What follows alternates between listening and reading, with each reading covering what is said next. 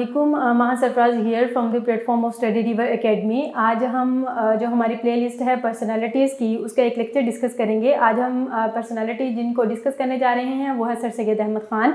पिछली वीडियो के अंदर हमने सर सैयद अहमद ख़ान को ही डिस्कस किया था, हमने कुछ उनके लाइफ को डिस्कस किया था, उसके अलावा हमने उनकी एजुकेशनल जो सर्विसेज थी उनको डिस्कस किया था।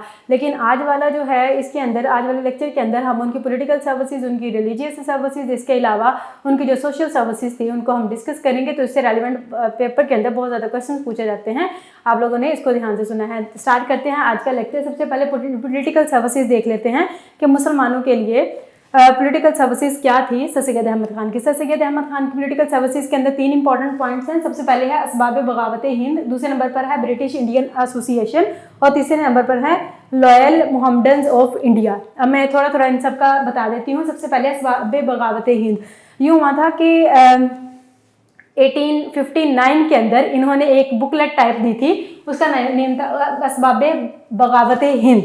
ठीक है, अब मैं इसको थोड़ा सा बैकग्राउंड बता देती हूँ। ये दिया गया था, मैंने आपको बताया है 1859 के अंदर। ठीक है, उससे 2 साल पहले 1857 के अंदर वॉर ऑफ इंडिपेंडेंस हुई थी, तो जहाँ पर इंडियंस को हार हो गई थी और ब्रिटिशर्स जीत गए थे। अब ब्रिटिशर्स को लग रहा था कि इस वॉर के पीछे ज़्यादातर मुसलमानों का हाथ है। ठीक है, और इस वजह से वो मुसलमानों को डिग्रेड भी कर रहे थे, उनको अच्छा नहीं समझते थे।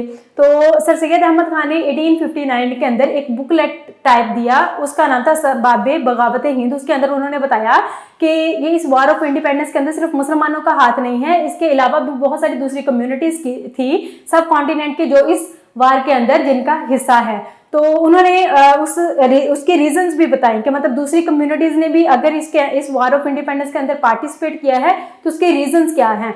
मैं रीजंस बता देती हूँ। सबसे पहले एक है कि वो कहते थे लेजिस्लेचर काउंसिल जो है उसके अंदर इंडियंस की नॉन रिप्रेजेंटेशन है, मतलब उसमें वो नहीं है। ठीक है, दूसरे नंबर पर है कि कन्वेयन हो रही थी, फोर्सिबल कन्वेयंस हो रही थी, मतलब जो हिंदू से या मुसलमानों को उनको फोर्सिबली कन्वर्ट किया किया जाता था क्रिश्चियनिटी की तरफ। ठीक है, और तीसरे नंबर पर यह था कि इंडियन आर्मी की जो मिसमैनेजमेंट थी उसकी वजह से भी कुछ ये उन्होंने वॉर के अंदर पार्टिसिपेट किया।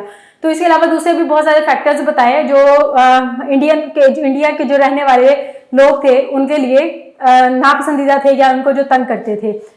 तो अब देख लेते हैं कि वॉर ऑफ इंडिपेंडेंस जो हुई थी वो कब हुई थी, 1857 में, और इसकी एग्जैक्ट डेट अक्सर वो पेपर के अंदर पूछता है, तो वो थी 10 मई 10th of May 1857। और कहाँ से स्टार्ट हुई थी, ये मीरठ से। ठीक है, मीरठ से स्टार्ट हुई थी। फिर उसके बाद है दूसरे नंबर पर British Indian association. British Indian association के अंदर सर सैयद अहमद ख़ान ने ब्रिटिशर्स को और ब्रिटिश पार्लियामेंट को ये बताने की कोशिश की थी कि मुसलमानों को आप लोगों से क्या शिकायत हैं। ठीक है, ये बस बताने की कोशिश की थी इस ब्रिटिश इंडियन एसोसिएशन के तहत। फिर तीसरे नंबर पर है लॉयल मोहम्मडन्स ऑफ इंडिया। इसके अंदर उन्होंने बताया था कि वो उन मुसलमानों के बारे में बताया जो ब्रिटिश एम्पायर के अंदर जिन्होंने अपनी सर्विसेज दी थी। ठीक है, फिर उसके बाद उनके स्टार्ट कर लेते हैं रिलीजियस सर्विसेज। रिलीजियस सर्विसेज के अंदर सबसे पहले उन्होंने एक ऐसे दिया था, ऐसे ऑन लाइफ ऑफ मोहम्मद सल्लल्लाहु अलैहि वसल्लम। ये एक रिप्लाई था, एक उससे पहले एक बुक आई थी विलियम मोयर की, इसकी एक बुक आई थी लाइफ ऑफ मोहम्मद। ठीक है, तो इसके अंदर कुछ ऐसे पॉइंट्स थे जो मुसलमानों को नापसंदीदा थे।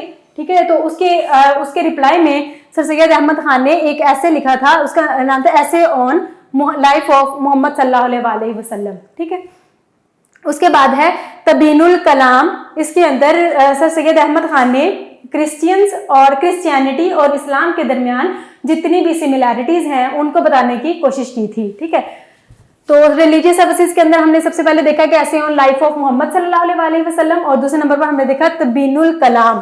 ठीक है, तबीनुल कलाम के अंदर क्या बताने की कोशिश की थी, similarities between Christianity and Islam.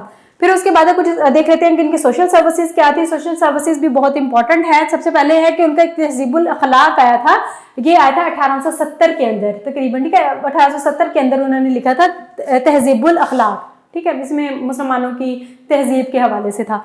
उसके बाद है अंजुमन तरक्की उर्दू को तरक्की देने के लिए या फिर उर्दू को बेहतर करने के लिए, मुसलमानों में उसको अपग्रेड करने के लिए उन्होंने एक अंजुमन टाइप ये बनाई। ठीक है, और फिर उसके बाद इसके अलावा उन्होंने ऑर्फन हाउसेज, ये जो यतीमों के लिए कुछ उनकी परवरिश के लिए वो बनाए, ऑर्फन हाउसेज बनाए थे।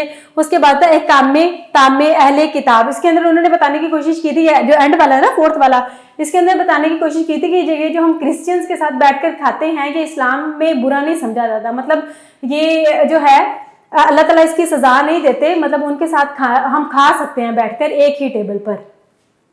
उसके बाद सर सैयद अहमद खान जो है ये उन लोगों में है जो टू नेशन थ्योरी के पायनियर्स हैं, ठीक है।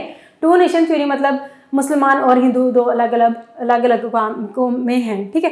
और सर सैयद अहमद खान ने ये टर्म कब यूज़ की थी, टू नेशन थ्योरी, अगर सबसे पहले वो देख लेते हैं कि इसकी टर्म सर सैयद अहमद खान ने कब सबसे पहले यूज़ की थी, वो है 1868। और 1868 से पहले मैं पिछली वीडियो के अंदर भी आप लोगों को बता चुकी हूँ कि उर्दू हिंदी कंट्रोवर्सी कब हुई थी, 1867 के अंदर, ठीक है। तो आज के लिए इतना ही था, आप लोगों ने अच्छी तरह से इसको सुनना है। मैं थोड़ा साइड पे हो जाती हूँ, आप लोग स्क्रीनशॉट ले लें।